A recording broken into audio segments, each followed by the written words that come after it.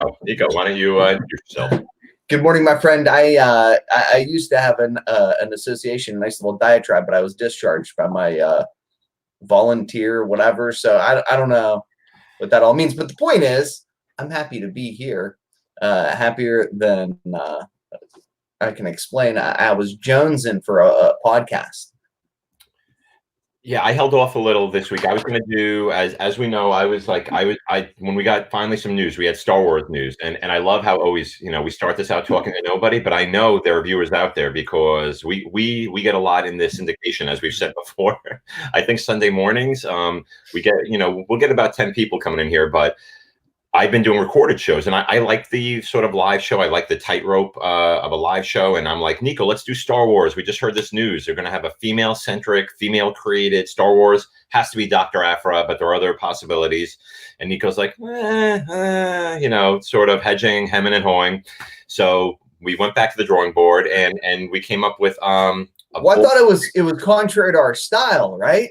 Yeah, that was we've had such great synergy lately that but we decided, if we thought last week's topic was big, Supernatural Marvel, this week we are full on board with Cosmic Marvel. And let me tell you, looking at the boxes around me, looking at the stacks around Nico, we may have bitten off more than we can chew. So there are gonna be some things we don't talk about, but we'll get to that in a second. First of all, Nico, how's everything going? How have you been feeling? How's everything around you?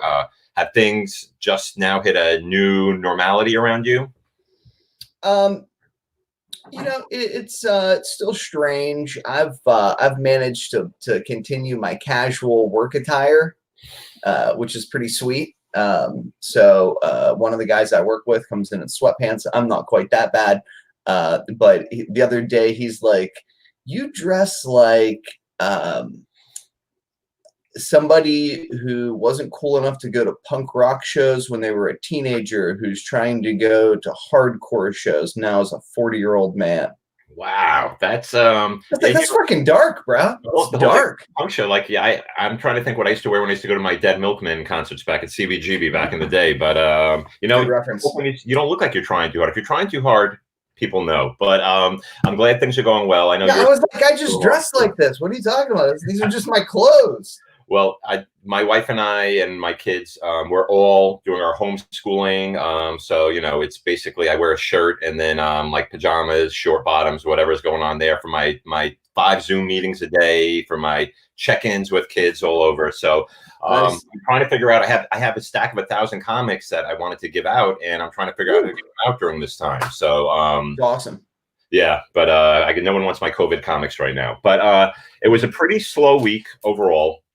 I'm going to go, let's see if I remember this one sec. I did pick up a couple things did arrive. So I got this Tedesco Red Sonja store variant. Right? Yeah, I did like this. This was for, obviously Dynamite gets a lot of great artists on their normal covers, but this was a store variant from Scott's Collectibles. And this was, let's see, issue 11, I guess. And this was like it says the 6 variant over, but I did like that. I'm always a big fan of Tedesco. We also spoke a little bit about those. I'd spoken last week about those Frazetta covers. This is not a Frazetta cover. This is actually Franco Francavilla, and some of these bags sometimes look a little glossy, but he did a takeoff course on the Bernie Wrightson cover that he had done for Dracula and the Wolfman. But then I got down the rabbit hole, and I saw there were these great Frazetta covers from this Image. Oh, dude. Yeah, so this was Frank Frazetta's Creatures. This one, I really like this, Frank Frazetta Sorcerer. And these were Image reprints, I guess, of covers. And then they had other artists and creators work on the interior of the books. But I had Moonmaid. I have a couple others coming. They got delayed. I was hoping to show them today. But yeah, I mean, that's the homage from that sweet Eerie cover, the Sorcerer cover. Oh, yeah. These are absolutely, these are gorgeous. So these came out, I guess, I want to say it's $3.99 cover price. So I guess, 2000s, and I had never seen those before, so it's always new to somebody. And that's the thing with this with comic books not coming out, though maybe they're on the horizon from what we've seen. Let me go back to Split there. What we're starting to see is comics are going to hit some sort of distribution again. We saw Diamond back in play again. We saw that there are a couple other players on the playing field. We don't know what's happening with Marvel yet. And let's see, we see Half Price Cook. Good morning, Bob Taylor. Good morning. I hope I'm saying that right, Bav. Dan Piercy. Nice. Dan live joining us today. I know Dan's usually a night owl, so it's nice to see him as well. Top of the morning to you, gentlemen. Top of the morning. So what I wanted to do, Nico, I wanted to I've been looking at comments, and we've been getting, I'm so happy for the feedback we've been getting. I can't believe we've been getting close to like 300 views on our little breakfast show. What was funny was on my Twitter feed the other day, I got a thing that said comics and coffee and comics, or comics and coffee, like podcast. And I'm like, oh, there is a legitimate podcast with that. So I'm glad we changed our name. But I wanted to show just a little bit. So how I sort of go through my spec when I'm sort of driving through something. So this Avengers cover, I'm sure a lot of people remember this when this came out. I'll put this a little bigger while you can organize some of your spec stuff, Nico, for a little bit. Sweet. So one thing I always do is when I'm reading a book like this, and this is like a book freebie. It was a free give out. Reading through, you started to notice a lot of things were going on here. So we saw everything from a sneak preview of Iron Man, who in the most recent Avengers just actually ended up in this scenario where he ended up back in 1 million BC. We saw a preview of Namor and his like Defenders of the Deep, or whatever they're calling them, who are about to pop back up again.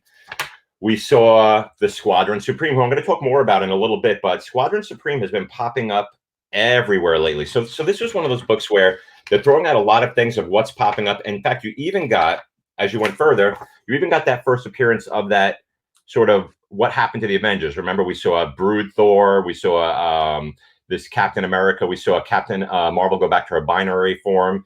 We see She-Hulk with this creature. I'm not sure we ever actually saw that creature on there, right? And then we saw more on Iron Man. So this was all stuff that came out in that Avengers Free Comic Book Day. And it also had a Savage Avengers preview in there. And in that Savage Avengers preview, we actually got that first sort of jarum, right? Where they're calling that Venom in a jar. And again, this is a book. This was a free giveaway. And what I find, what I do with a lot of my comics a lot, and I'm going to go double split screen. Let's see if I can do this, Nico, here. Boom. What I do with a lot of my my spec is week to week, I go through Twitter. I go through Fresh Comics, which shows covers of all the books coming out. And I go through the solicits. And when I do that, I just screenshot on my phone. I drop them in an album for the week. And then I start to think about, okay, what are the books that are going to be on the radar? What are books that I have already? And what are books that are going to be coming down the line? Now, Nico, I know you have a different process. How do you target the books that you're looking for? I mean, you and I admittedly go for different sort of books. I go for trash junk bonds, and you go for, okay, so are we talking off the internet, or out of show boxes, or out of retail boxes? I'm just curious. So when you're going for books, like, what do you do? So I'm going to assume when I'm looking for books, I'm either going to be looking in long boxes, or I'm going to be doing like my online honey hole searches, right? So what are you doing? Like how do books get on your radar? What are the number one things that put them on your radar? I am somebody who just tries to learn every book that's a thing, and then buy them for less than they should cost. When I say I look for undervalued books, I mean I look for deals. That sometimes translates to this book was once huge and now it's worth nothing, and I think it's going to be a thing again. Sometimes that's just, this is a first appearance of a character that I think has midterm, long-term hope, whatever. And other times that's just me pulling books out of dollar bins where I'm like, oh, that's a $20 book. Oh, that's a $50 book. Or $2 bins or whatever. And how do you know that, Nico? Like, is this do you keep a list? Do you have something on your phone? Do you just know off in your head, like, these are the books I'm always looking for when you're going through boxes? What's your process? So I will, when I first got back into comics about a year and a half ago, I would screenshot covers so that I could remember them. And I still do that, but now I find myself not looking at them. So now it's like family photos, right? It's like these photos that I have 1,000 photos, but they all exist on my phone and they'll never make it into an album. Right. You know what I mean? So it's like I take the time to sort of take the screenshot so that I know that it's a thing. But I've trained myself by doing that, on the daily. You know, the other thing I like to look at a lot of sold listings on eBay. And that's key. I'm Mr. Sold Listing. Yeah. You know, like, did a book sell? Sweet. And I don't limit myself to Golden Age books or Silver Age books or Bronze Age books or CGC books, but I do organize by price. And I do look at live auctions more than I look at buy it nows. I use the old Lyria Exchange, which hasn't been updated, I think, or isn't being watched real close. The guy that owns it is apparently like a super nice dude. It's an incredible service to the community, and there's a lot of value there. But sometimes a book will sneak on because of some shenanigans out there on eBay or wherever. And then I learn a lot from the CGC boards about older stuff. It's more archived content. Mm-hmm. You know what I mean? Like, I like to go back and see what people were talking about were the top 50 Bronze Age books 5-10 years ago. And how they sort of, if they shift it all, and some books just maintain their value through and just never sort of move, and some books are really roller coasters. And I think those are the books you can take advantage of when you see a book that was coasting high, and you feel it's going to have some sort of potential. As soon as that drops down, and that's why it's important. Keep looking at those sold listings, but watch for shill listings, of course. When you see something off, when you see something that looks too good to be true. It is. We know that. We've had conversations. Yeah, or too crazy to make any sense. Yeah, right. You have to say, did someone put it on a podcast? Was it out somewhere where it sort of hit? Like, even I think that I'm seeing in the chat over here, the Venom, the print with Venom on it, the number 3 third print, those have taken off, of course. And yeah, I stuck one around here to talk about it. I'm like, where is that? Yeah, I know Mel had brought that up on his show. I've seen a lot going on with the Gambit first appearance in terms this thing. Right? I couldn't sell it in my show boxes for $40.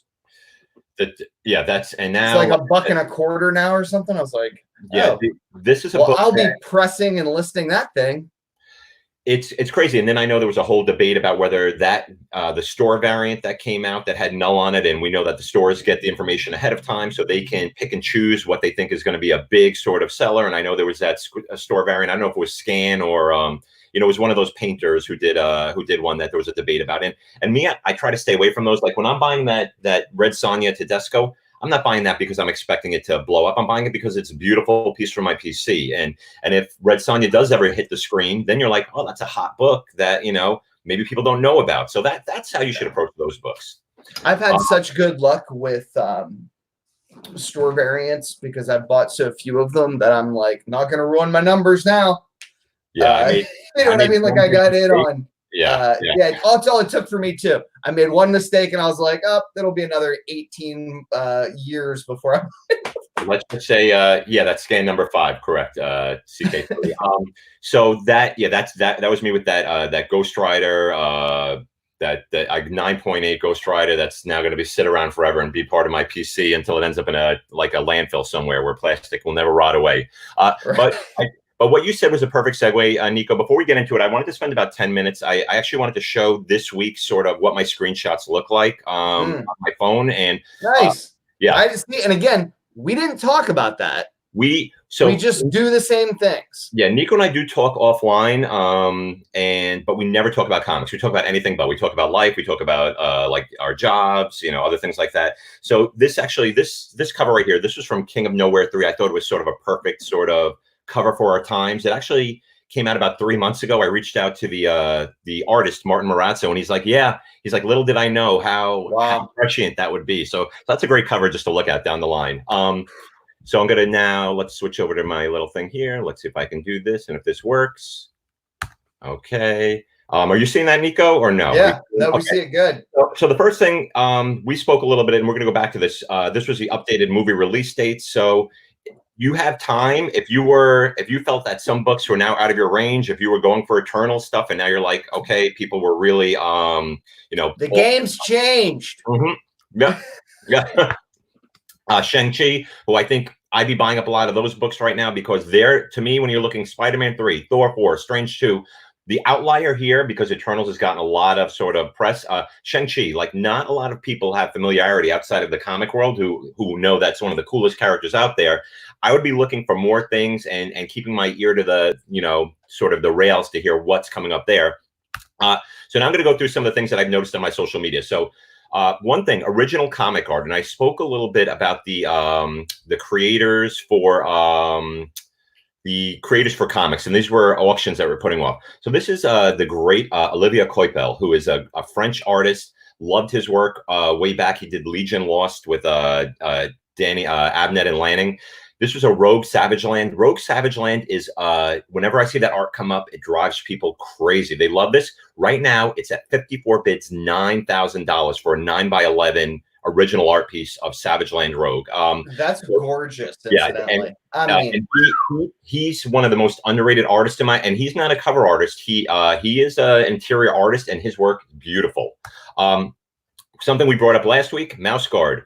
We saw that Mouse Guard. Yeah, not the and again, this is not the rare, the hard to find with the price on it. This was a Mouse Guard, the one that the first print of the non-price cover, $430 it just sold for. So this is something we spoke about with those boom. Wow. A book to be looking for. And again, tough to get a 9.8 because we spoke about how tough it is to keep in this condition.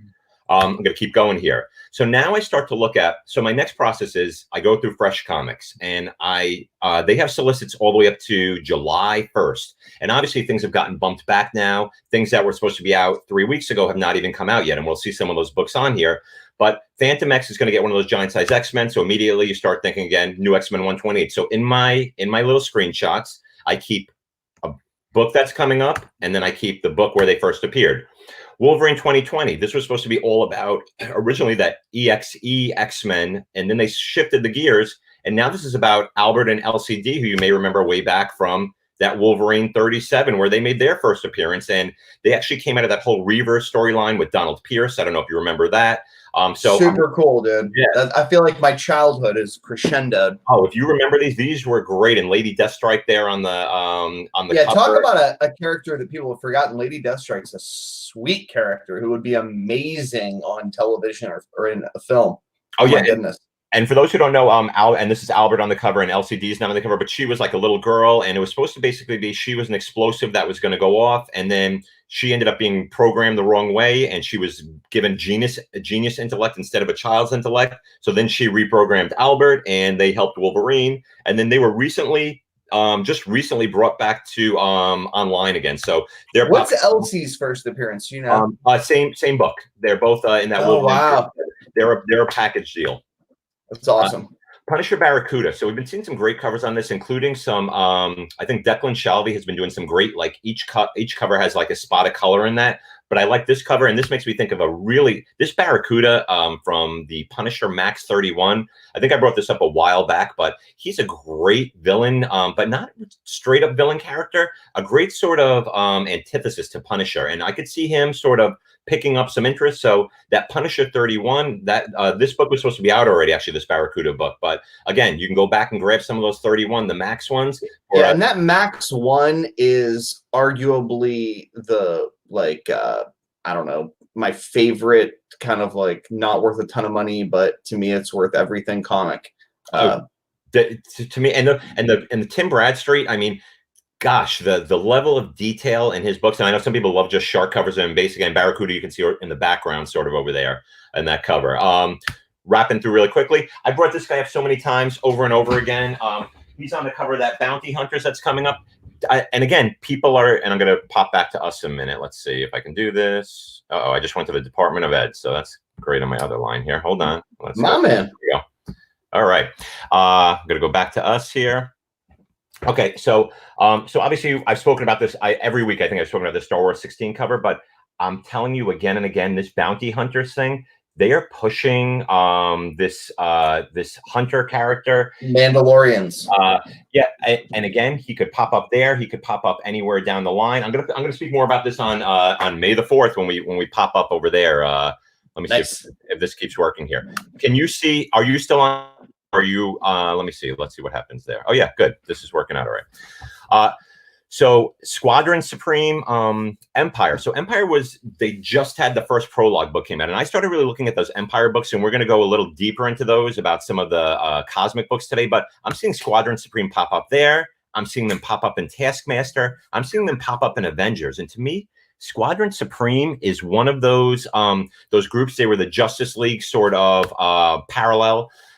You may know Squadron Sinister was like sort of the parallel version of the Squadron Supreme. They first popped up in that Avengers 70, but the first true appearance of that Squadron Supreme was Avengers 85.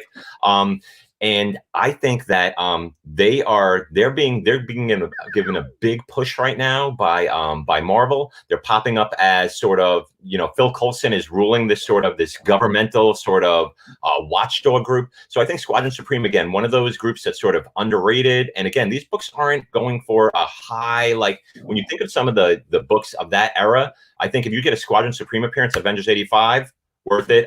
Going to talk about a little about this guy later. Web of Venom Wrath. And I've spoken about Wrath a lot in the past. I pulled them.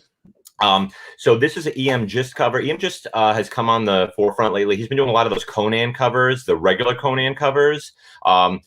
He's one of those characters, Wrath, that Donny Cates was talking about way back, loving Wrath. We've seen so far every Web of Venom character come out of that series alive. So I was worried that we were going to see Andy Benton get killed off in the Web of Venom Scream series they did, because she's now Scream in the current Scream. I'm wondering if these Web of Venom characters may come together at some point between Wrath and between the Scream character. It seems like they could be pulling them together under the Web of Venom sort of imprint. So Wrath is a character, of course, who popped up in Wrath issue 1. Wrath issue 2. I've done some really deep diving. I could take you down a half-hour rabbit hole there. We're not going to do that today, but we'll look at your copies once we get through there, Nico. Let's keep going here. So then, after I look at the covers, I look at solicits, and I see here Savage Avengers 13 coming up. It says Conan wields a most unexpected weapon in the fight against darkness. And Savage Avengers 13, we're going to see Magic is joining Savage Avengers. Maybe he'll be wielding Soul Sword. So those are those things I sort of think about. Ghost Spider 10. What role does Gwenom play in the schemes? What exactly is the Maker up to on Earth 65? We've been talking about Maker. We've been talking about Gwenom on our Spider-Man one.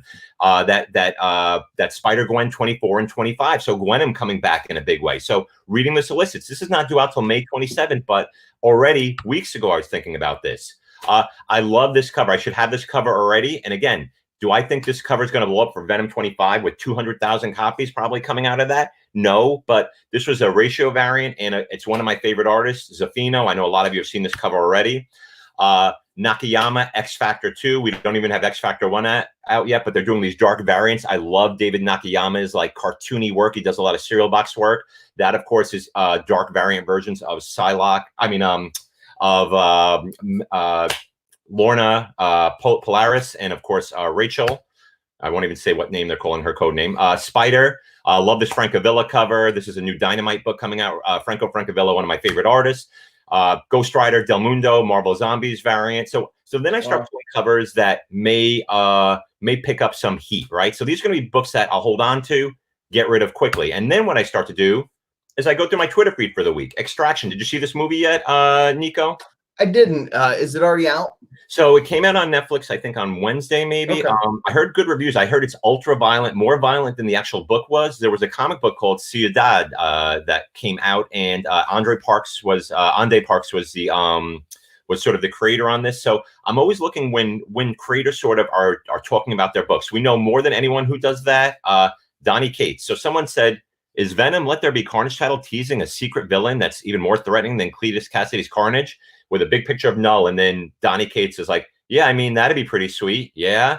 So classic Donny Cates, like, don't say anything, but still, get the water sort of chummed up, right? That's what Donny loves to do. Another thing he revealed this week was, another book coming out. And look, there's someone wielding a big sword. And what do people think of immediately?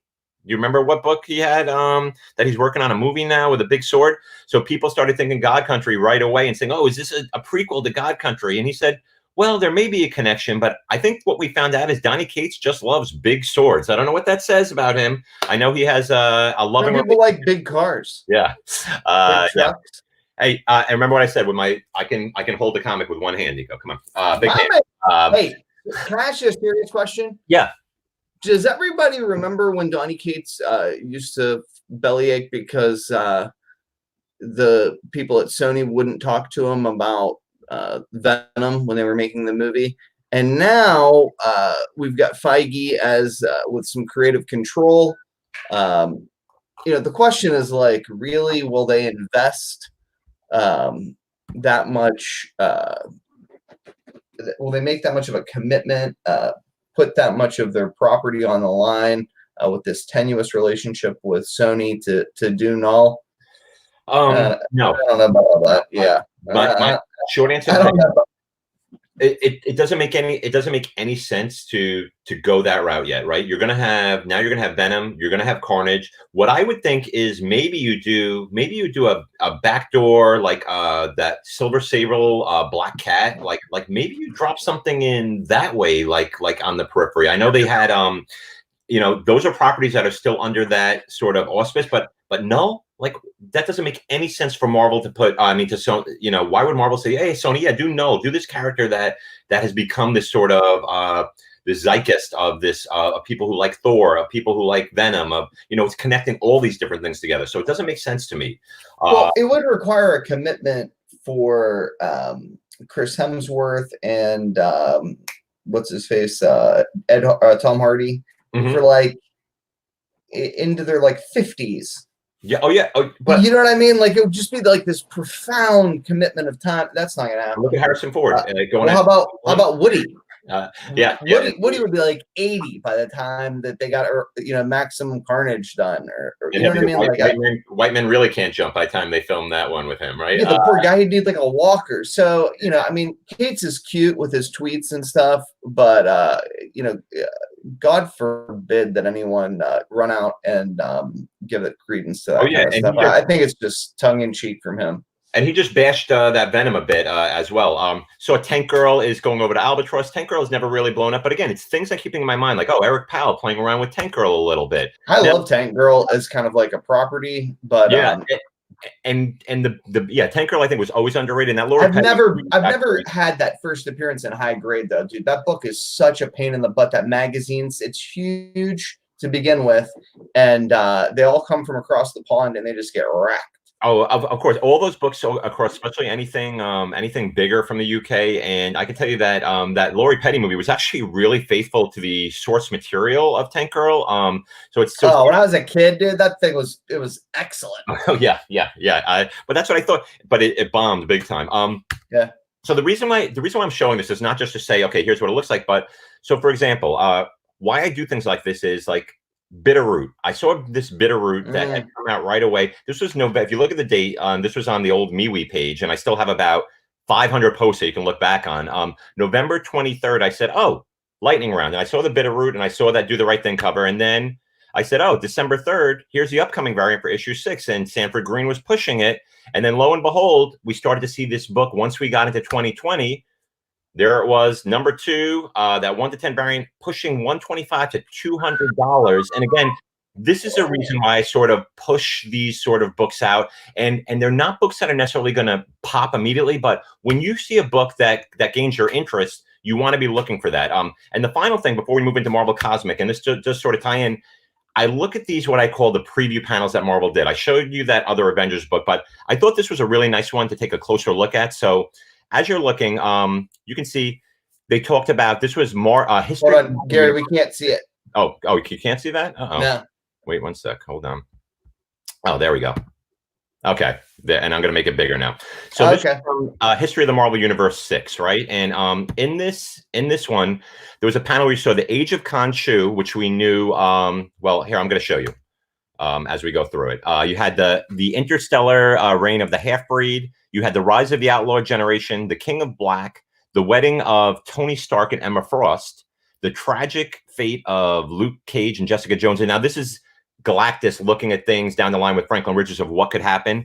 You see this Defenders of Tomorrow, and then you see these names Threadneedle, Warbird, and then you see the fate of Mephisto. So they sort of stutter it out. So immediately I'm like, oh, I'm like a kid in the candy store when I see a page like this. So immediately what I start doing is saying, okay, here's what I know already.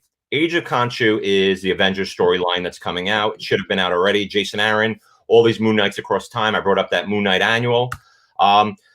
Then I saw this Marvels, and immediately I saw, if you look on the top left, you see this this woman with, like, it looks like she has almost snakes in her hair. She's wearing this really cool costume. And the first thing I started thinking was, oh, who, you know, I went back and I said, this looks just like in the top right corner, the same costume that I saw where up in that top right corner, except she's wearing a mask over here, right? But the costume is exactly the same on that cover. So I read the Marvel solicit, and then I see down on the bottom it says that we're going to be introduced to 2 brand new characters, and you're also going to see, and plus who are what is Kashum. So introducing 2 brand new characters. So that character, Warbird, that might be the Warbird character. And then I started thinking about, and I said, oh, I remembered that Deathbird and Bishop in the alternate timeline of Book 1, X-Men Dreamers and Demons, introduced this character.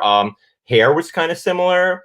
Deathbird is the mother. Bishop was the father. Again, alternate timeline. And I'm like, okay, maybe that's a possibility. All right, so I put that aside. But then what I really thought was interesting was down in the bottom. You see the bottom center? You see this Captain America type guy jumping out with a big star on his chest? And I don't know how well you can see it. I started thinking back, and I remembered this from a storyline that ran in the Mark Waid Captain America run. And lo and behold, and I'm going to go back to us for this. Let's see if I can get us while I do this. Lo and behold, the Captain America of this issue right here. I guess I can, yeah, that's just the one thing. I guess on a second computer, I can go through with that, with us being on it. But Captain America 18 told the story of this Captain America going through time and Korvac actually torturing him and killing him over and over and over again in this society that Korvac ruled with an iron fist in the 31st century. And during this time, you see this sort of Primax, and the Primax is sort of, he serves Korvax. And again, I told you we're going to go a little deep today, but this is how I'm sort of trying to demystify my spec process. And at the end of that, we saw as Captain America was going back to his time, saying the people will need a new champion. And this Primax's name was Jaramel. My name is Jaramel. And he gave him a salute and gave him a thing. On the last page, boom, it's Captain America. And there you have this Primax character, introduced only one time, brought up in like a Who's Who type book as the only other appearance. This was Captain America 18, but here we go. We know that we're going to see this Defenders of Tomorrow. And that tells me that this Primax, this Captain America character, may be the Defenders of Tomorrow, may be a new thing to keep your eye on. So I just wanted to jump through a little bit and say, cool. That's how I sort of work. That's the sort of Comic DeSPECtive, what I try to do. I try to find these books, things coming ahead, and then track it back. So I bought, I got a 9.8 of that cap for $30. And I'm not going to go chasing $3 copies of it and try to find a near mint. I'm going to find a $30 slab of that, put that away. And if that character on the chance ends up being like a big character down the line of just Defenders of Tomorrow, like they've done Avengers Wasteland, boom, you've made your money back in a heartbeat. All right, so I've spoken enough, Nico. Let's go back to our, because everyone loves to see us up close and personal. So what are we going to start with today? What would you like to, we're going to dig deep and into, how long have we gone already? Almost 45 minutes. We haven't even spoken about one book. Well, we spoke a little bit, but. A little bit. Well, yeah. I'm going to put you full while I eat a little of my oatmeal so people don't have to be grossed out. All right. I'm just going to try to run through a lot of this stuff of how I sort of buy comics, right? So first and foremost, I think when you think Marvel Cosmic, you think Silver Surfer. I like the original Silver Surfer run, period, for a couple different reasons. One, a lot of those books are square bound. Two, it's a short series. And three, there are a disproportionately high number of run collectors. I think that when we start to see more and more news that the Surfer is going to appear, in a forthcoming Fantastic Four film or in his own film, you're going to see collectors, old and new, gravitate to those books and try to complete that original run. So, there's obviously the number one, which is a no-brainer. The number two is relatively cheap. Like this is one I was selling for like $100, just to give you an idea of how nice it is. Not all bad. I probably would have taken a fraction of that. but you'll do real good with those. Remember, there's the Mephisto book, which is a big one, and there's a Spider-Man appearance, which is the other big one, and then of course there's the coveted Thor Surfer book. But I think any of those, you just snag them because there's run collectors. Not as many as there are for Batman or Spider-Man, but that might be a close third. There's 2 non-canon Surfer appearances that came out of a French press that I think are cool. If you are into the foreign language comics, or have watched John Z and the guys over at Global Comic Safari, of course, Matt Roybal, the international comic genius. But I think when you think about Cosmic Surfers, think about these. They're non-canon Surfer books. When you search for them, you want to do like global searches. They're Nova 26 and Nova 25. Now, just for the record, that's not the Silver Surfer on the cover, but he's in the book. Non-canon, like the non-canon Gwens. But he's on the cover of the second. That's him on the cover of the second one, right? Like that. Is that? Yeah, this is him here. He's in the contents of both books. They're both non-canon Surfer books. Wow. But I forget what that character's name is there with Banshee and Spider-Man. It'll come to me in a second. But yeah, that's him. That's the big one, I think. Yeah, I heard you talking about some of those foreign books over there, and like I said, it's fine. That's another rabbit hole that's tough to get down, because once you find a source and you're like, oh, I like that, I like that, and again, you have to know that there's a niche following for that. Like, that's not going to be, if you have 100 people surveyed, maybe 3 people may be interested in those books, but those 3 people are seeking out those kind of books specifically. So that's they may spend huge money. Like, if I could get my hands on more of those, I would. Right. All right. So again, why I love doing this is because you're always going to show me some of those older books, some of the books that I really, I have some, my collection has been bought back from like the 80s is when I started up to now. So I tend to have a lot of books in that range, and now I'm trying to bring more books in. But maybe down the line we can do a foreign book one, though. We'll have to have another host in on that one as well, because that's like you and the Star Wars. So I wanted to talk about Nico real quick. I want to do a speed round, all right? And why I want to do a speed round here is because Oh yeah. Can I talk about what that means when I say non-canon? Yeah, please. I mean that they are legitimately stories that were authorized by Marvel outside of traditional continuity. And so you've got like Gwen Stacy Alive out of Mexico, and then these Surfer books, because he had such a huge following in French culture.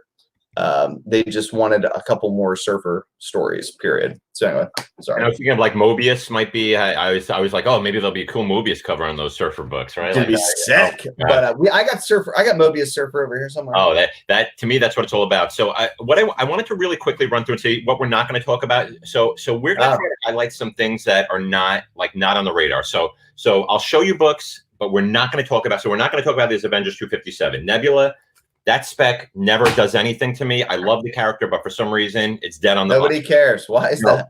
We're not going to talk about all those Thanos 14, 13, 14, 15, 16 runs. We're not going to talk about Cosmic Ghost Rider, even though there have been some great like little covers, right, for that. There have been, I love that Stephanie Hahn's Cosmic Ghost Rider character. I'm a fan of this one, right?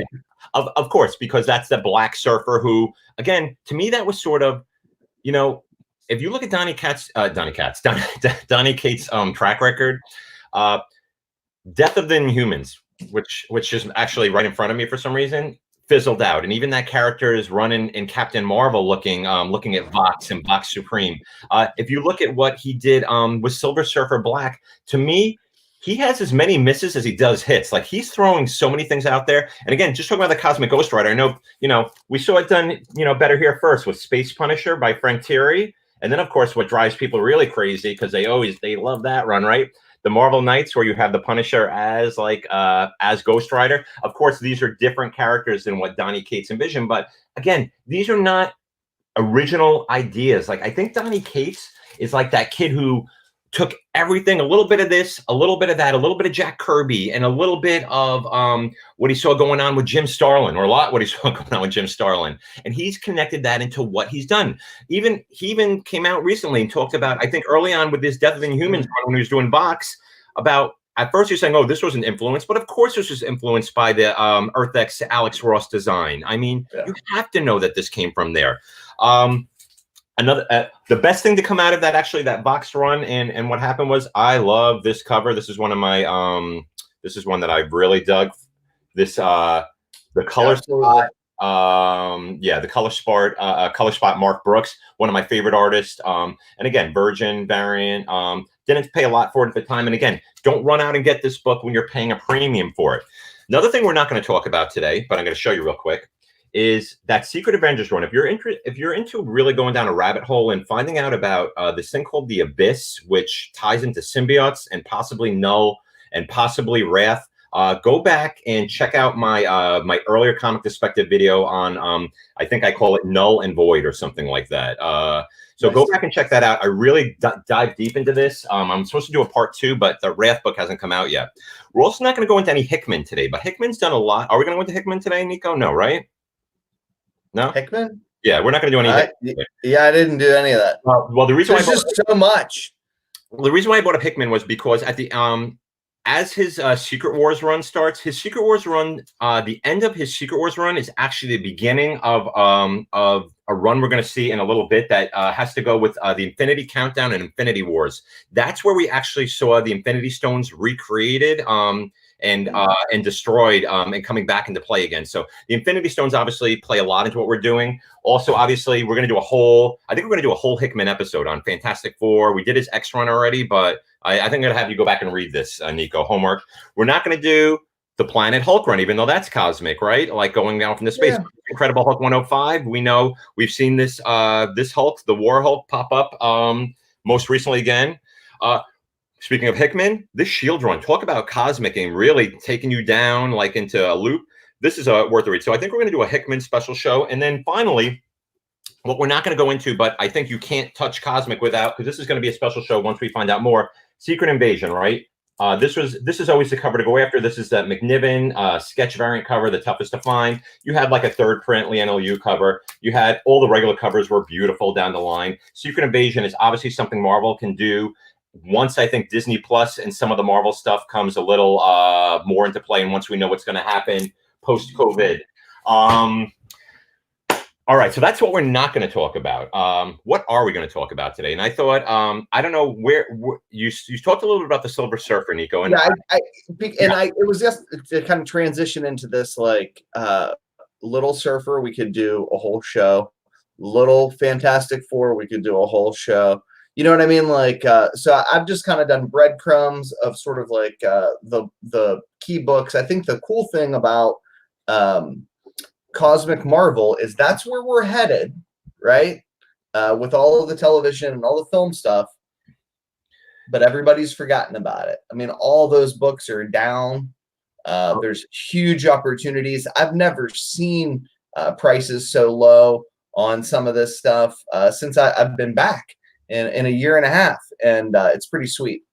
Yeah, and even like I said, even Thanos, even though Thanos is now in the rearview mirror, Thanos stuff still sells. Like I sell that, and I have it somewhere down there. We'll look at it. That Thanos one, the hip hop with the Black Order, that sells all the time.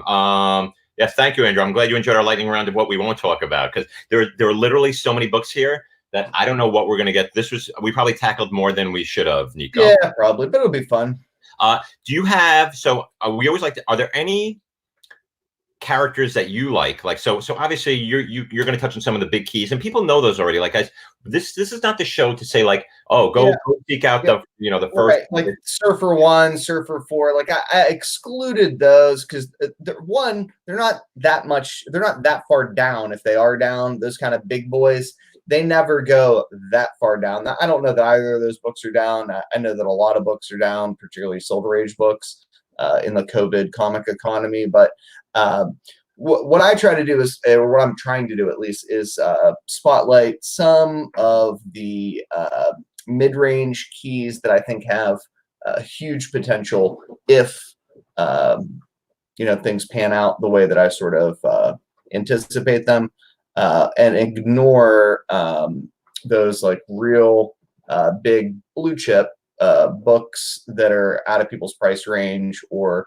it doesn't take a morning show to say, hey, if you get a chance to pick up a FF48 or an FF49 for on a deal, snag it. Yeah, and that's the thing. Like, we have looking in here, we have some blue chip buyers in here, and I know people who have like massive collections and can drop some money on that. But you can go anywhere and get that information. Like, where else are you gonna get like? Come on, here's one of my favorites. Monarch Stalker, right? Like, so here's the kind of character that I say, okay, garbage character, like not a lot of appearances, Marvel premiere 32, and then all of a sudden you see, oh well, wait a minute. Somebody likes this character, right? So then we see him pop up again, and look at those covers, right? They sort of like, oh, the color scheme has not changed over time over there. He popped up in that amazing Nova run. If you're not familiar with DNA, that was Abnett and Lanning. They were the sort of the architects. They were what Donny Cates is to the and Aaron have been. They were to the Cosmic run now, what we've seen in the past. Unfortunately, they had a creative split, so they've not worked together since. But I saw this Monarch Stalker pop up on Twitter the other day, and I saw all of a sudden characters say, "Oh, whatever happened to him?" And now that's what gets creative minds going. When you're like a Kurt Busiek, or you're a Mark Waid, or you're a Jason Aaron, or an Al Ewing, who we're going to talk a lot about today, or at least a little bit. Another character that I love, and I've spoken about her before. You have this Lady Mindbender, right? And there she is on the cover of 2, but her first appearance is in 1. And if you notice on the bottom there, the other thing I think is really interesting, these guys, right? The Space Knights, right? Mm. Remember, that's not ROM, because Marvel doesn't own those rights to ROM, but Space Knights have popped up again. We just saw the Space Knights popping up recently in New Mutants, when I think it was New Mutants, one of the Hickman X books. So again, Space Knights, something I didn't even think about until I saw on that cover. But I love this character, great design character. I think I showed the Venom variant with her on there as well. But her first appearance, she's kind of Marvel's solution to Harley Quinn. Yeah. And you know what? I think she's kind of, in some ways, a more interesting character than Elsa Bloodstone. They both go after monsters, but, some sort of monster squad. Another really under-the-radar character who we may never see again, but and I told you I was going to pop on the Secret Wars, but during Infinity Gauntlet, they introduced a family of, and this was a Secret Wars Infinity Gauntlet, where they took stories, and I think we've spoken about this before. They took this family of Novas, and the mom was a Nova, and the daughter here in this one ended up actually becoming a Nova down the line. I've seen a few references to going back to this, and this was I'm pretty sure this is Jerry Duggan, and Jerry Duggan is someone who he doesn't bring things up there and just put away toys. He likes to bring them out again. He's been doing the Marauders, Savage Avengers, and he loves this character. So this is Infinity Gauntlet. This was this was a variant cover, and I think this was Granov, of course. And then this was John Tyler Christopher doing the other cover. Very cool. Couple other just really, I've spoken about this before. I'm not going to go back to this, but I think that Marvel Boy Novar character. And then you see this is I pulled those right there, and that was the variant cover with the certificate we spoke about previously. But Novar has popped up in Al Ewing's Guardians run, and I think Marvel Boy will pop up. But which one is a question again? Right. That brings me to the final, and then I'll let you talk, Nico. That to go backwards or to go forward, sometimes we have to go backwards. So Avengers Forever, which is a run I've spoken about before, and this is the Westfield Comics one. This is probably the toughest Avengers Forever to get, even though there were some cool variants by people like Jeff Smith and who did covers down the line for this, and but this was something from Carlos Pacheco and Kurt Busiek, basically taking these Avengers, picking them from time and history. The big reason I want to point this out is because the last issue of Avengers Forever introduced a character that I think this Janice Vell character, Captain Marvel, and it even says from the pages of Avengers Forever, a hero reborn. So this was Rick Jones and the Janice Vell character combining into one, and people have wondered about what Rick Jones' role may be. Taking him and creating a character, because how interesting is it just to have a sidekick? Not super interesting. I think this Captain Marvel run, I've spoken about this before. This was volume 1. This was the next volume to come out, and again, this was I've shown this before, but It's had great first appearances, great Alex Ross. I like that Alex Ross. Oh, that Alex Ross, and I love the Noto cover. But again, we saw J.G. Jones, and I showed these before. But I think Captain Marvel is one of those characters that go for that Avengers Forever run. You can find the cheap issues of that whole run, except for the Westfield variant, which is at an all-time low too. But if they go Avengers Forever, plucking Avengers out of different times and space and time, that seems to me like, oh wow, we can have our sort of pick. It's like the Exiles almost, right? Where you can take characters that, oh, we want to use this character from here and there, but it doesn't make sense. Well, let's jump through time and sort of figure it out. So that was my quick like characters that you probably never thought about, but you know, you're digging in a bin. You have $3 purchases, like $5 purchases, and then you put them away and you make a short box called Cosmic Character First Appearances. You just stick them in there, right? And then they pop. Oh, you keep buying more cheap copies. Like you're the stat guy. So where do you want to go next, Nico? Well, let's since you talked about Marvel Boy, I couldn't find the damn Captain America first appearance of Quasar, but there's the Hulk one, which you can still find. People don't know what the hell it is in long boxes. You just snag them. They go up, they go down. Sometimes they're expensive, sometimes they're not. It's a bad cover. Look at the cover. Like it's a cover that you'd be like, oh, okay. Yeah, like people just forget it. And I'm so bad that I can't remember the number of the cap. And it might have been in my sorted stuff, but I've got like Captain America stuff someplace where I can like never get to it for another reason. But the point is, I like both of those books as books you can just snag out of boxes for, you know, $5-10. People don't know about them, and they're, you know, always a 20, sometimes or, you know, generally a 40 if they're higher grade, but sometimes a lot more, you know, depending on whether or not there's like a little bit of rumor or somebody retweets the Quasar James Gunn tweet from, you know, up 10 years ago. The only other Marvel Boy Quasar book I like is this one. Well, I guess I sort of like the pregnant one, but the McFarlane one I think is always a win that you can find in dollar bins. I tend to leave the pregnant one behind just because it doesn't have secondary value. I like it personally, but I've got a copy.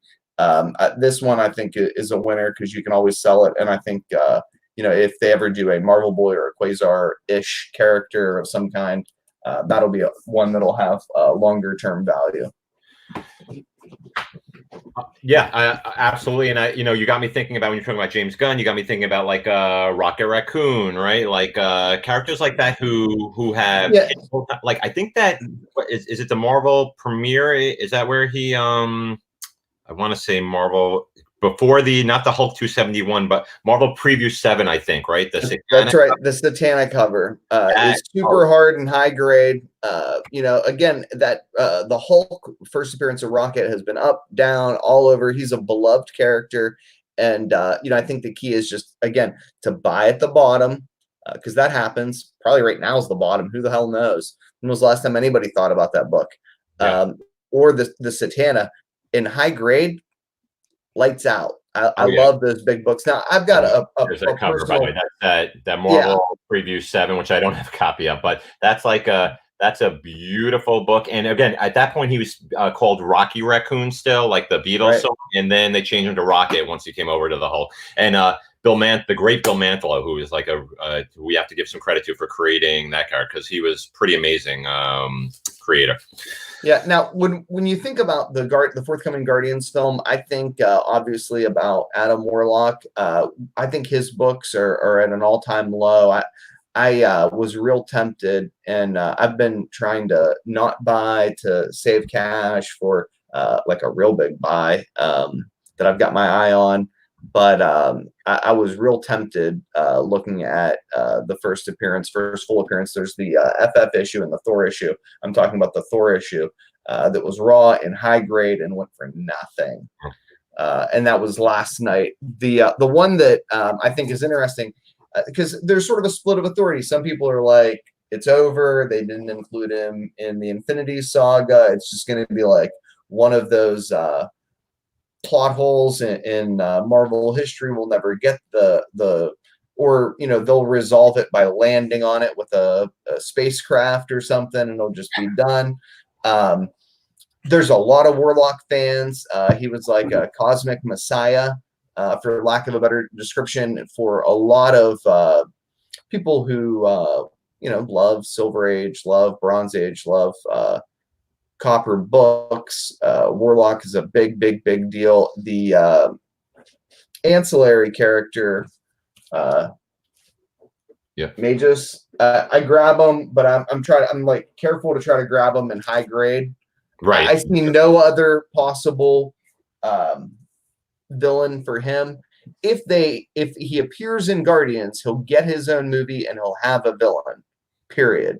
The real high grade copies of this book, if you look at GPA on them, you'll be astonished. Like, fall out of your chair astonished. They sell for so much. So my question is, how do you do Half price crook? Thor. Thor, It was right? like a 9.0 that sold for like $220. Now, it was a raw copy, but it was gorgeous, dude. It didn't look to be trimmed or restored. I was just like, what is happening? I should have been bidding. How do you do Adam Warlock without retreading Infinity Stone stuff? Because he's so tied into the Infinity Watch, and he's so tied into, if you remember that he was in with Drax and Pip the Troll, and how do you sort of? I'm glad you asked. Yeah. I think you just make him part of a high evolutionary story. And I think this is coming. This book is another one, super cheap, right? So a 7.0 sold for like 200 and change. And I'm like, what is happening right now? Oh man. That book used to be huge. I mean, big price tags. But they're down, super down. And now's the time to kind of get in on those keys. If you have faith in the longevity of Marvel cinema, which I do, if you haven't stacked them already, I would. Now's not the time to be the seller. I think a lot of comics, maybe all of comic collecting, for me, is knowing when to be the buyer and when to be the seller, right? Like, I want to buy at the bottom, sell at the top, and move on to stuff I couldn't afford before. That's it. It's like when to be the bug and when to be the windshield. Wait, is that is that a good analogy? Probably not. So just jumping back and again, because I'm a dollar box guy. I love dollar boxes. I incidentally paid less than $10 for all of those copies of Thor. Oh, but see the 134, the first appearance of the High Evolutionary. And that's what it is. I forget where I was, maybe Salem, when I was on like a trip to Cape Cod, and I hit the comic shops in Salem, and I was going through boxes, and I'm like, oh my God, the golden age and some of the silver age stuff that just sort of sits there, and people are chasing like everything else, and these books are just sort of neglected. Do you have an ASM 300? Yeah. Oh yeah. I found right? a whole box of that, but I'm like, I got enough of those. What am I gonna need those for? Yeah, but you know what I mean? It's like you see a lot of people who will look for like obvious books, the New Mutants 98s, the whatever. They're kind of hip to those, but it just takes one little step away, and you can pick up 3 of those. I did in freaking the Comic Central, Canton, Ohio, where everybody's smart about comics, and I just pulled them out.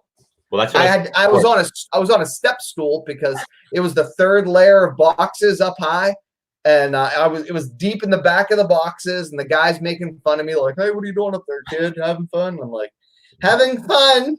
Having fun, I'm having fun, sir. Thank you. I'm getting all your stuff. I'm just looking for." That's the way to do it.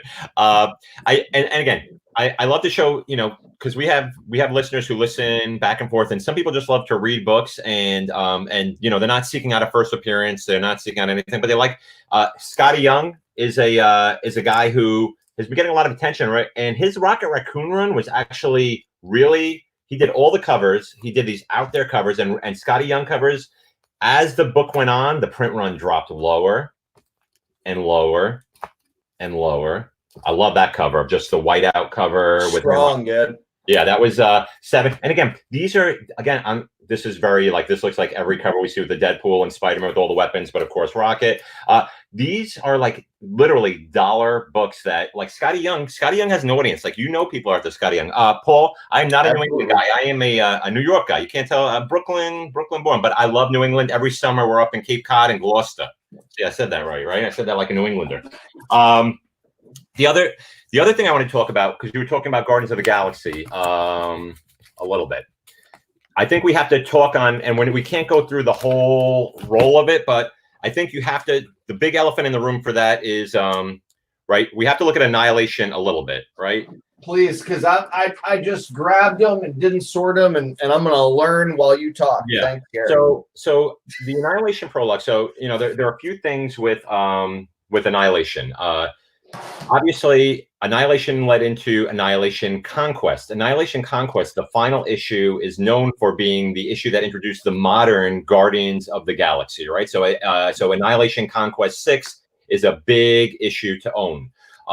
This was the Giffen, the sketch variant, right? Maybe Olivetti sketch variant, but Giffen wrote it actually. So there was a sketch variant, a regular cover for this. So Annihilation was essentially all of the cosmic characters from, you had Super Skrull, you had Drax, you had Nova front and center, and they had all these beautiful, you probably remember Annihilation and I'll go full for while Nico's doing some sorting. I'm just looking through these books while you talk about them. So you had the Silver Surfer mini, right, which had these beautiful, beautiful covers, right? You had Delato on the Super Skrull covers. Now, Super Skrull is going to be featured front, and here's a character that Super Skrull, great history, Fantastic Four, great history with the cosmic, great history with now he's going to be an Empire, and with the Skrull and the Krees going on there. I think Super Skrull is a character probably to be looking out for. And again, this was a 4-issue series as well. The Annihilation Nova series was a big series. Beautiful, beautiful, again, Delato covers, which, again, I'm sure these aren't new to anybody. So from Annihilation, we then ran into, so this was sort of a huge, going up against Thanos, Nova fighting Drax. You may remember that great cover with Drax facing off against Thanos. That's the one cover I got a 9.8 of and sold. So it's the only issue I still don't have in my Annihilation collection.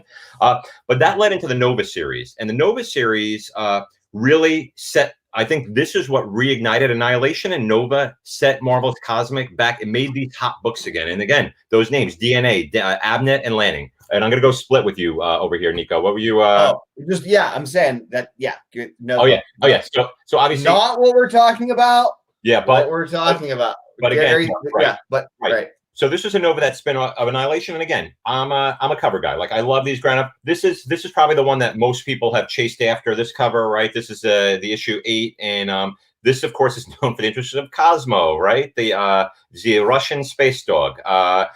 And also, I love this issue Nova 8 because actually this is that first appearance of that Abyss I spoke about earlier, which is really an interesting concept that I'm wondering if Cates is borrowing from it or if he's going to tap into it at some point, because it's essentially they talk about abyss and they talk about the word null, N-U-L-L, and they talk about the void, all things that have been popped up throughout that run. Here's probably my favorite of that whole Nova run. That gorgeous. I'll go full on that one because that's just worth seeing.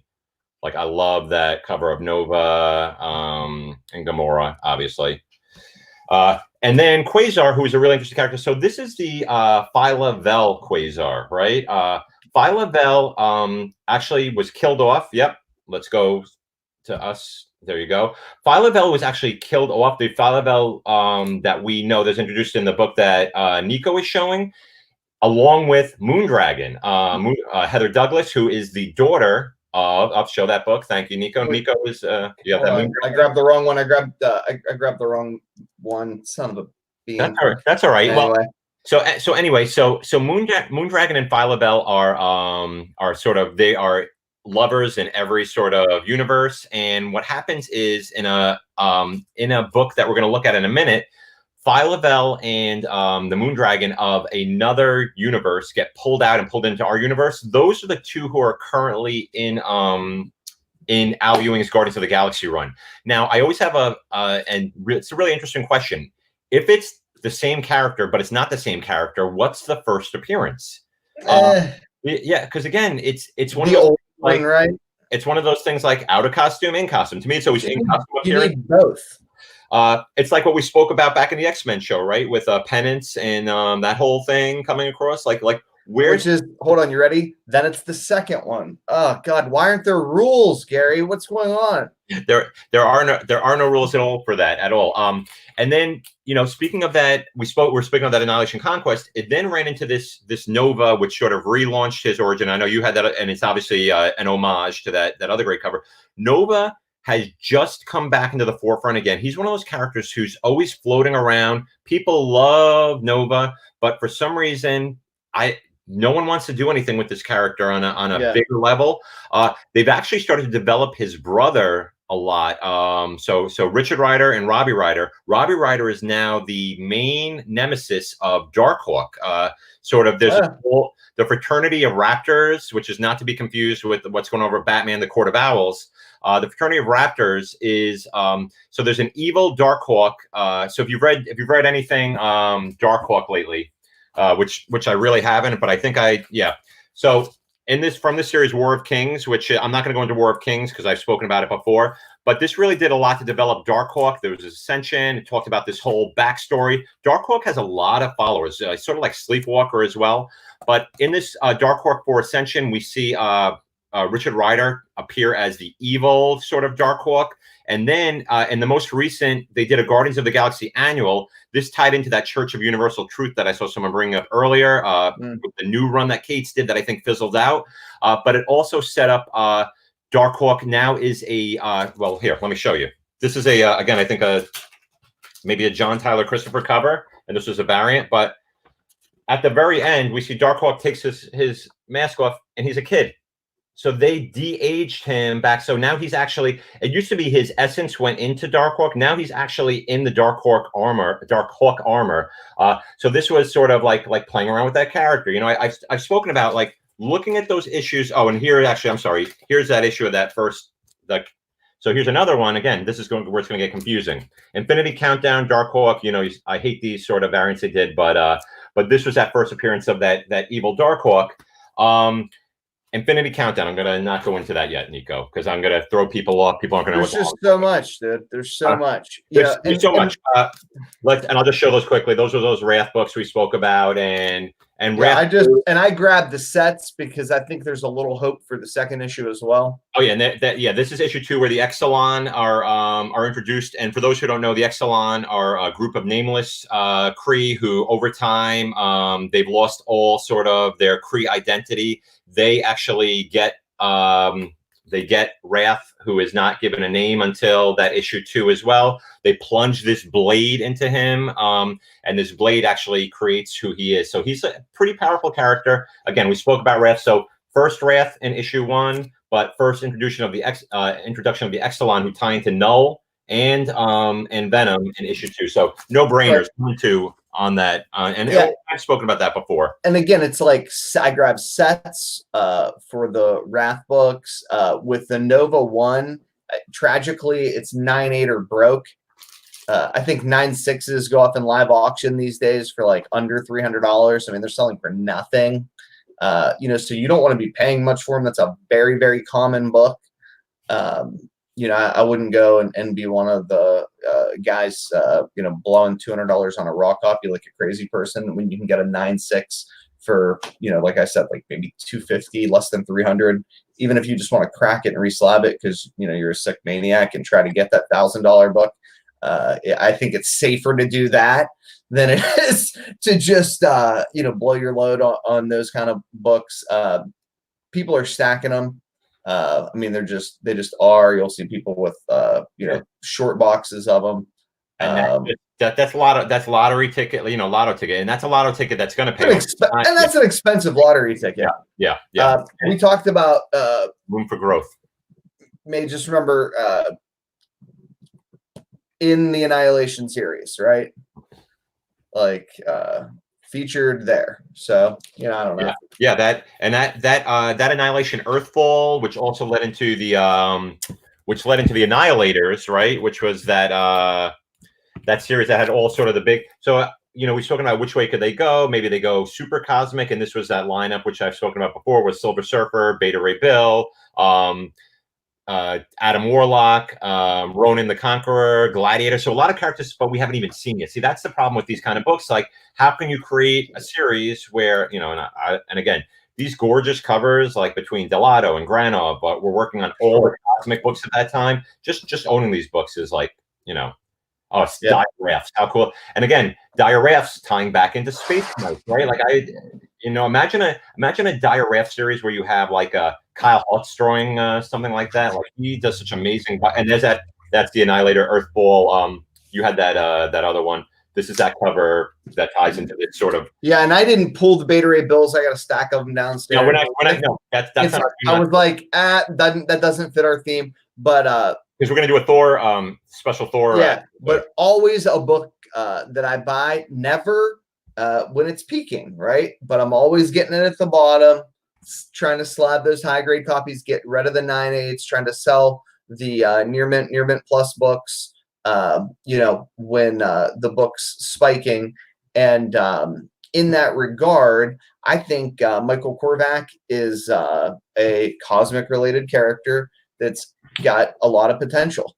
I just do. So I like the giant size Defender book or whatever. Again, it's square bound, so it's a pain in the ass.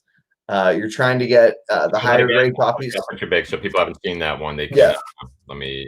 There we go. I mean, that's it. That's it. I try to get the higher grade copies because it's square bound and.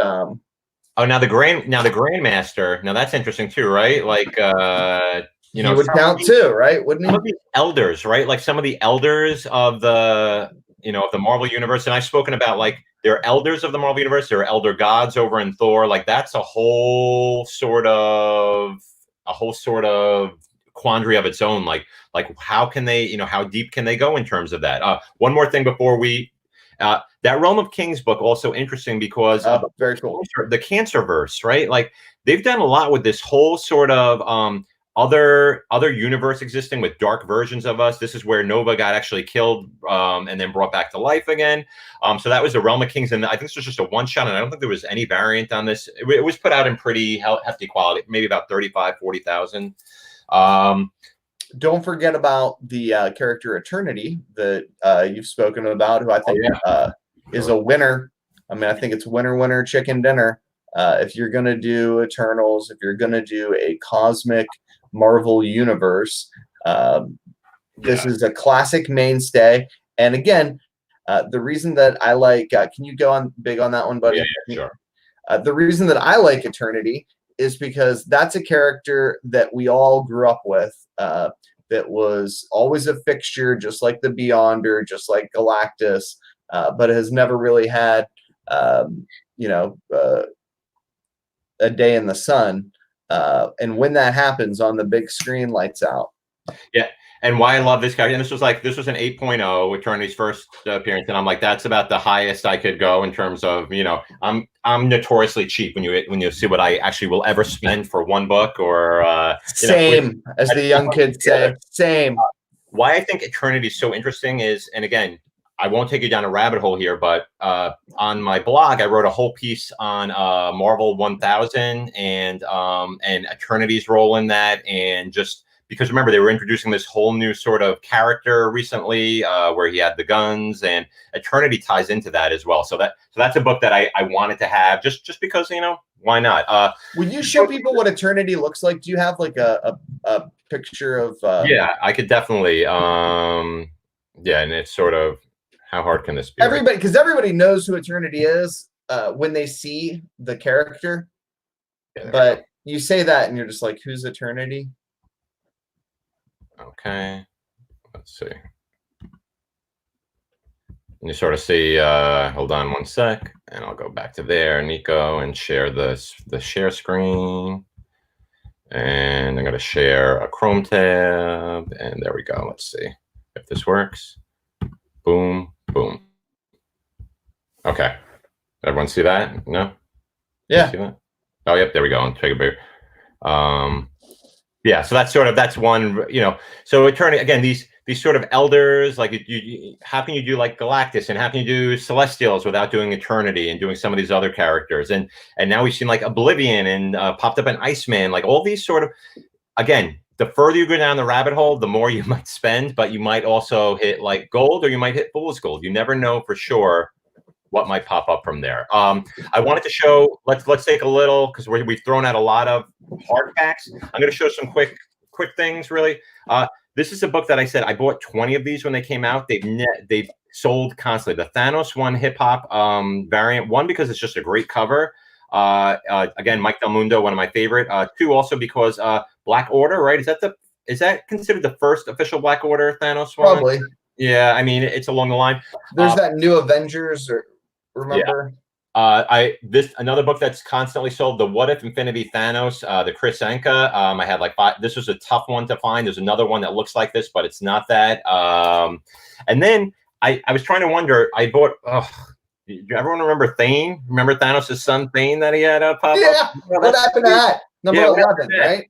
So all of a sudden I'm looking, and this is what happens, guys. Sometimes you buy books, and then I was trying to figure out. Maybe someone can tell me in the chat, why did I buy so many copies of Thanos 8? Like there must have been a reason somewhere, right? Like Thanos 8 must have been something down the line for me. And this, for those who don't know, this was Jeff Lemire was on the book before Cates went on his killer run. Like Jeff Lemire had a Thanos book. Giffen had a book before that. This Lemire run was really well worth the read. I always say buy those movie cover copies, right? Because there are people who always love to get, you get Josh Brolin to sign across that. We spoke about foreign books a little. Like this was the foreign, the Gratis Comic Tag 2014 from Germany, which had a cover that this variant cover I think is gone for like $100 and something, but it cost me $6 from Germany, right? And then just real quick, I started thinking about if they decide to go, like they've been talking about Avengers, where could they go next, right? So. And James Gunn said 2 things. He said he's not going to make another Guardians, and he said someone's going to bite it in Guardians. So that's either going to be probably Star-Lord or Rocket, right? They'll kill one of those characters off down the line. But then I'm like, well, where do they go next? And Marvel, they have Taiki Waititi doing his stuff over here. You have James Gunn doing his stuff.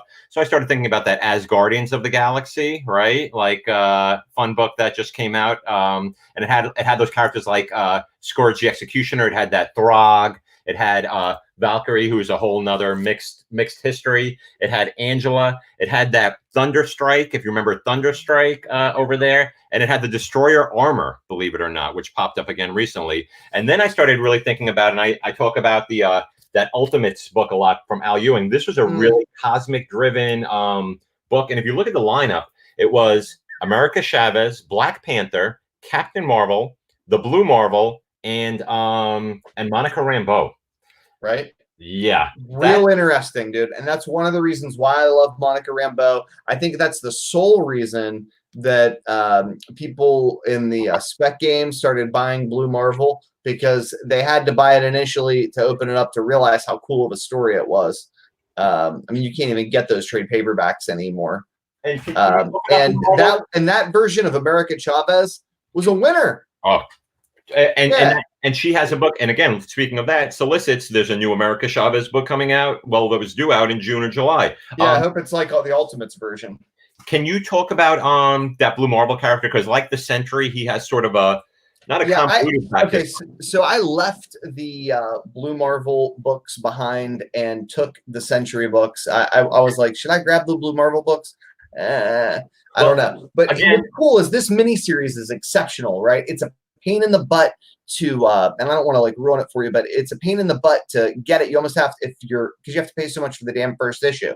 So I grab them, and now I've got all of the other issues, but not the one, because I slabbed the one, and off goes my slab sale, which I think happens for a lot of people. But sets of that book sell. The trade paperback sells for an outrageous amount. I found that out by mistake by being like, hey, do you have this trade? And the guy at the comic shop was like, that's a $350 or some ridiculous amount for the trade paperback. And I was like, I'm not going to pay you that, but thanks. But anyway, it essentially centers around the first African-American superhero, and it's a historical piece. You've got major characters like Namor that show up. He actually has a cover appearance on one of those books. And, like Sentry, there's sort of like a rewriting of history. There's different plot devices for both of those characters and how they kind of achieve that. It's more of a whitewashing in Blue Marvel, and then it takes on more of a supernatural with Sentry. But I think that's just a really fascinating plot device for Marvel to use. I think both of those characters have long-term potential. I don't necessarily think that we're going to see them in the next 2 to 5 years, but when things get up and rolling again, Disney with a $5 billion loan, who knows what they could make for television. But I like both of them. Love both of those original miniseries and see a lot of potential for both of them. So, like I said, I left the that's right. Marvels behind, but I've got the Century books. I just wanted you to give a little history on the Blue Marvel because it's one of those characters where they're like retrofitting a character into continuity, like the Sentry. And I saw Half Price Cook, New Avengers 8, Half Price Cook. I'm thinking, that's the one. That and the Illuminati also, of course, popping up in that New Avengers run, right, with the Sentry cover and the other 7, I think. 7, right, the issue before. But it might be. That's a nice little run. New Avengers 7 has a Sentry cover, and Blue Marvel is primed for a reprint. What the hell is Marvel? Yeah, what is Marvel waiting for? I think, and right. He teamed up with Night Thrasher and Jimmy Woo in the most recent Marvel 1000. They created the three who were takeoff on the characters way back, the scientists who helped to create this Eternity Mask thing that's going on over there now. So it all comes full circle. So I wanted to show one other thing I wanted to talk a little bit about today, and I'm sure, Nico, this is one I'm sure you're not super up on, because I know sometimes you don't always follow. There's a lot of that. So Marvel had this relaunch of when they did Legacy, right? So remember, the Marvel Legacy 1 sort of relaunched a lot of things in that line, and it was not the Thanos Legacy. So this is Thanos Legacy, right? So this was the George Perez hidden Virgin Gem variant, whatever the hell Marvel. So we're talking about Marvel Legacy 1, where they had about 50 covers. This was a Diodato cover. First introduced the Avengers 1 million BC, which we know Aaron's done a lot with. Brought Wolverine back into the universe. Had the Starbrand get killed off, and we saw Starbrand pop up again in Avengers. Starbrand also an interesting character to go back and look at New Universe and pick up maybe some Starbrand books. But this Legacy sort of launched off, and what it did was it reset the sort of Infinity Stones. And why that's important is because Marvel lately, and I'm going to do a really quick rundown, because they came out then with Infinity Countdown Prime, Infinity Countdown, Infinity Wars, all 3 different series, but all important in to one regard or another. So you may have remembered this cover, Infinity Countdown. So at the end of Secret Wars, the Infinity Stones are destroyed. At the beginning of Marvel Legacy, the Infinity Stones are reformed. And then what we have here is Wolverine is in charge of one stone. He comes back in. We see Turk Barrett in charge of a stone. We see Doctor Strange get a stone back. We see all of these different characters getting stones in the Infinity Countdown book, right? And everyone remembers the Captain Marvel cover. There's a beautiful Virgin variant of that. There's Adam and Thanos on the cover again. So why this Infinity Wars is important is because there was a character everyone was going crazy about, right, for about 2 minutes, Requiem. Again, she was the hot female. Right. We talk about hot, and she was hot because here's the reprint, the second print variant, where she actually killed him and then beheaded Thanos, right? And this set off Donny Cates' entire run of Guardians of the Galaxy, which he relaunched, where Star Fox was embodying the Thanos inside there, right?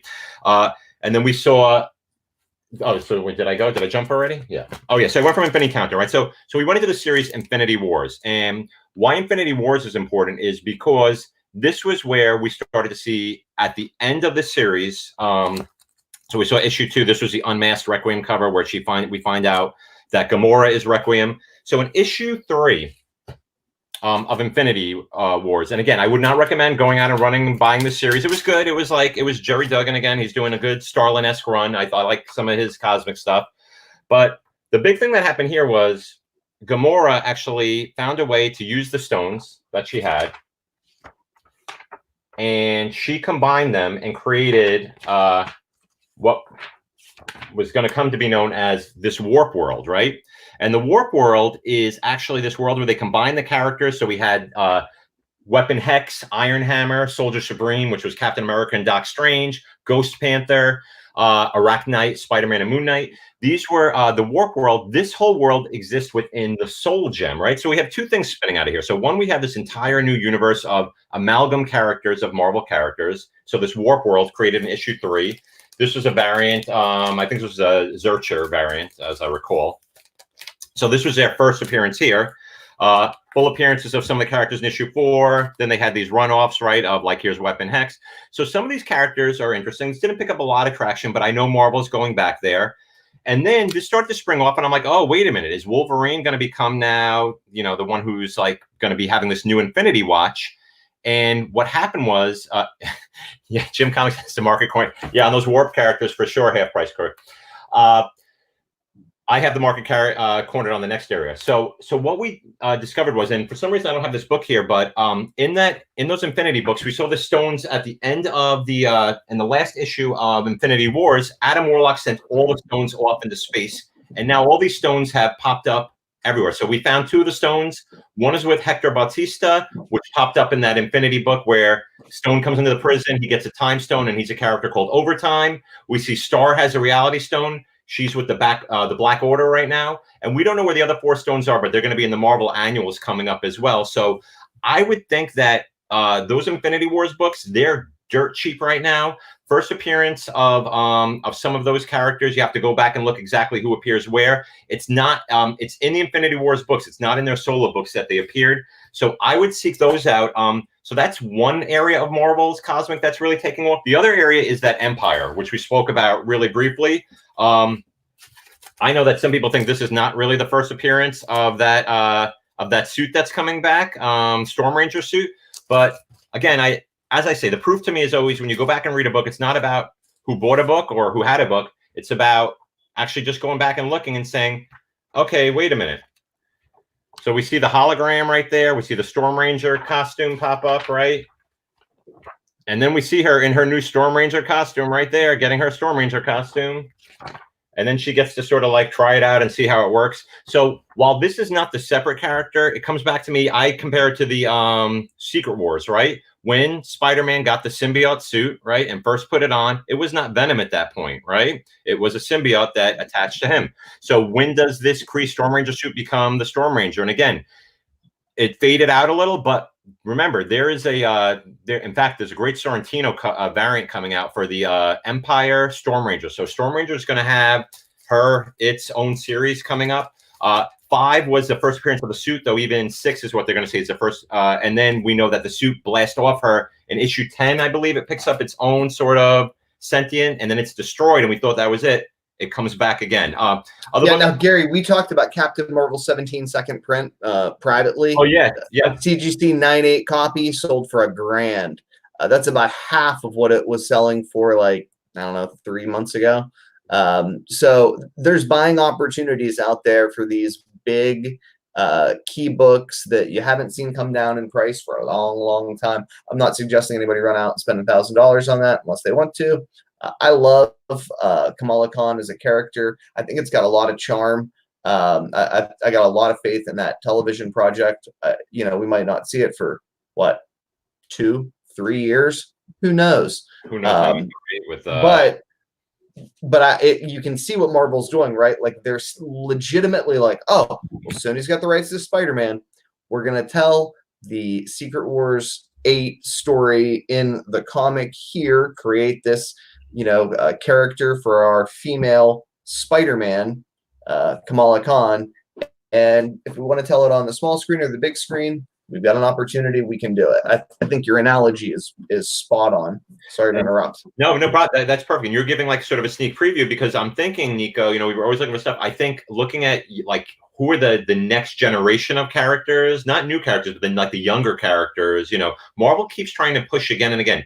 The Champions. I don't know how many revamps we've had of the Champions as being this young group, and their new the new Outlawed launched the new Champions again.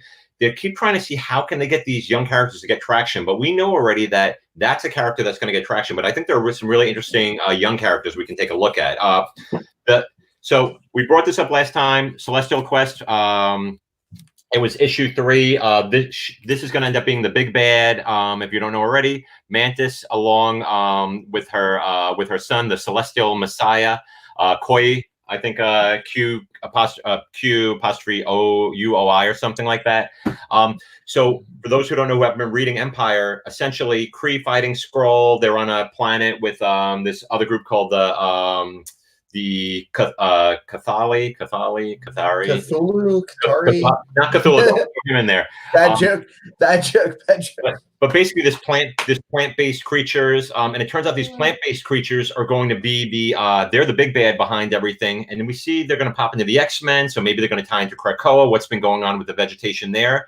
But I think those Avengers Celestial Quest, and the other book that was a big book, which I spoke about in the past, was that Avengers. This is sort of the kickoff to that Avengers to Empire. So we know that Hulkling is the driving force. He's the uniter of the Kree and the Skrull Empire.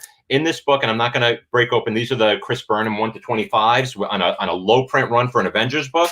But I have a copy of the regular one here, and this is first appearance of. So how this book starts out, sort of, you have this like statue here of oh gosh, who could that be? And you have this sort of the Knights of the Infinite. This is their first appearance. And their job is to find the person who will unite everybody. And speaking of like sort of Cthulhu, you've been seeing these sort of characters pop up. And I brought up the Demogorge before, who pops up in Thor Annual 10. Watch for this Demogorge. It's going to be, and actually it gets inside Billy Wiccan, which is a whole nother thing I'm not going to go into. But Hulkling essentially gets kidnapped. And then they're like giving him this whole big story, and what happens? He's like, "Oh, wait a minute! You mean this sword that I just pulled out right here, that I just took out?" And then they all bow before him, and he becomes the king of space right here. And this sort of launches off. Of course, we know that the Young Avengers appearances are the first appearances of these characters, but New Avengers 3, one of those books, story-driven spec that could go somewhere. Unfortunately, Empire's been delayed and bumped back so far. And if you haven't read Al Ewing's New Avengers run as well. This is a great run. This is sort of where Bobby DaCosta took over AIM and made them a force for good, and has some really cool covers, including another hip hop cover. Al Ewing is sort of the architect, I think, of what's going on cosmic, and he's a big part of that Empire as well. So that was some of what I wanted to run through, Nico. Anything else? Okay. Yeah. So obviously Galactus is coming in some way, shape, or form to film. I don't exactly know when that's going to happen, but you can't do Fantastic Four without Galactus. Now we're going to talk at length about the Fantastic Four, hopefully on some future episodes. So I don't want to get too deep into like, here's the John Byrne books to buy, here's the whatever to buy. But for the record, I like this as a cover to grab as a potential 9/8. I pull them out every chance I get. I think that that particular cover will have a day in the sun. Legitimately, like I just buy them if they're 9/8 candidates. Black cover, Skull, Galactus, can't beat it. I think that Skulls for you or yellow covers for me, Nico. I buy them all. You know, that's how. Yeah, well, yeah, they just sell. I mean, yeah, of course.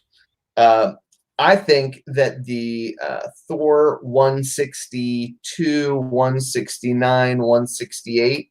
Galactus Thor Origin is another one. I'm shocked that this stuff didn't take off. Oh, put that. Yeah, hold that book up, Nico, because I think that's such an amazing book, because you're getting the origin of a character who really is not normally connected with the main character of that book in there. I mean, like wow.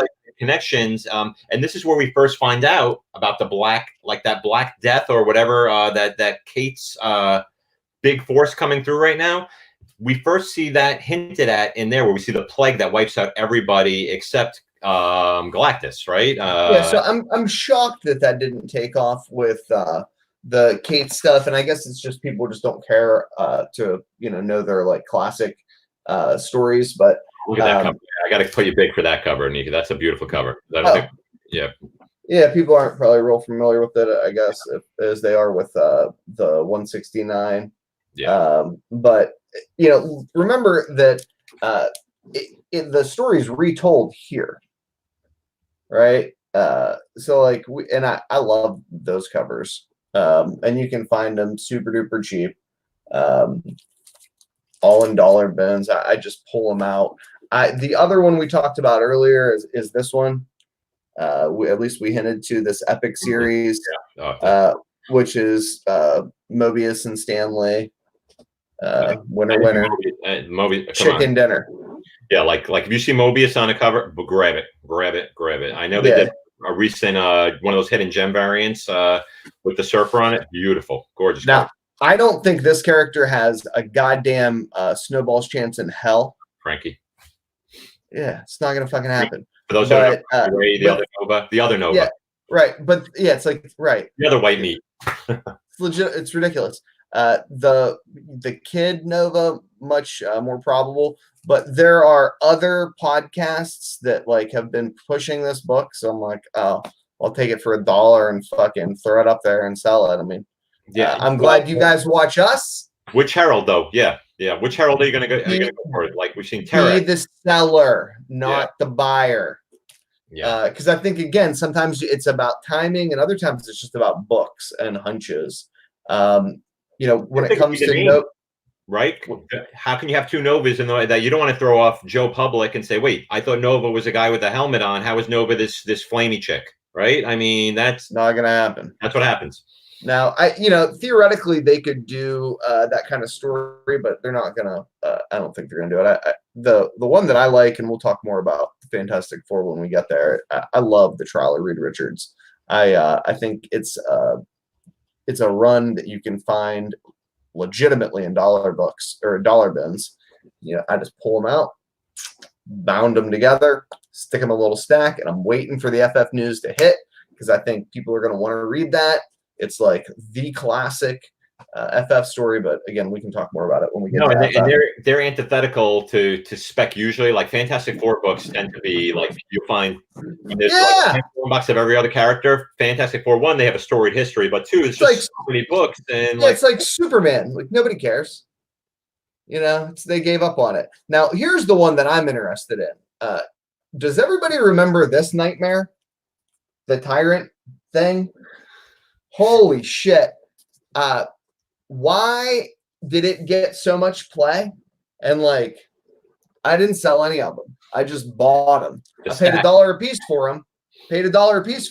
But I just bought them. Why did it get so much play? Because the tipster who threw that one out is like, the guy like bats 1,000. I mean, he was just always right. So, we knew it came from a trusted source. I don't know that that character will ever make it, but I think they'll have another day. So, maybe there's some jerk like me in your neighborhood who's taking them all out of dollar bins. But I think if you get a chance to buy them for $1, I'd grab them, and I would grab both of them. I'd grab the 91 and the 92. I think what we're saying is be that jerk. Be that jerk before another jerk steals those books, right? Like that's I just would, and I don't I don't think it's going to be like a big bad, but I think at some point there had to have been like a legitimate scoop where someone was like, oh, what if we use this character as a villain in a whatever surfer guardy? Who knows how that one all came, but I think and I don't say that usually. It's kind of like the difference between like this one, which I don't have faith in, and this one, which I ironically do. We'll see if I'm right or if I'm wrong about that one. But it's really about like source material. There's been no good sourcing for this, and I'm familiar with all the insiders, but this character, there was a good source for. I like the Centuries. I just do. I grab them every chance I get. I like the black cover. I love the Comic Con variant. Mm-hmm. You know what I mean? I just snag them when I get them. And I'm still a believer in Star. you know what, and I am too. Just to, again, I think you're going to see an Infinity. You're going to see an Infinity Watch. It's going to have Star, maybe. It's going to have that over time. It's going to have the 4 other characters, maybe the White Fox, maybe the one that was introduced over in Miss Marvel. What was his name? Gauntlet, or the Gauntlet. I forget what his name is. The big guy who just came in. He may have it. So all these annuals are going to have them. I'm just wondering, you know, what will happen? So get those first appearances. We've talked about those first appearances. I'm just wondering what role, and I wonder if they're going to combine, because we've seen so much of Mephisto in the Time Stone, and Mephisto with the stones, and Mephisto behind the background. I wonder if they're going to do some sort of Mephisto Infinity Watch thing and combine maybe some of that together, because he popped up in Iron Man with that Infinity Stone. You know, I'm always thinking in the back of my head, where do we go next? Like, right, don't wait for it to see it. Think where they're going next in terms of, and sometimes you end up with like a book that you put away, and then you're like, oh, wait a minute, that book ended up being more than I thought it would. So we've run an hour and 45 minutes, Nico. We're over 15 minutes. It's supposed to be a 90-minute show and done. I'm sorry. No, it's not your fault. It's probably my big mouth. But I guess this was fun.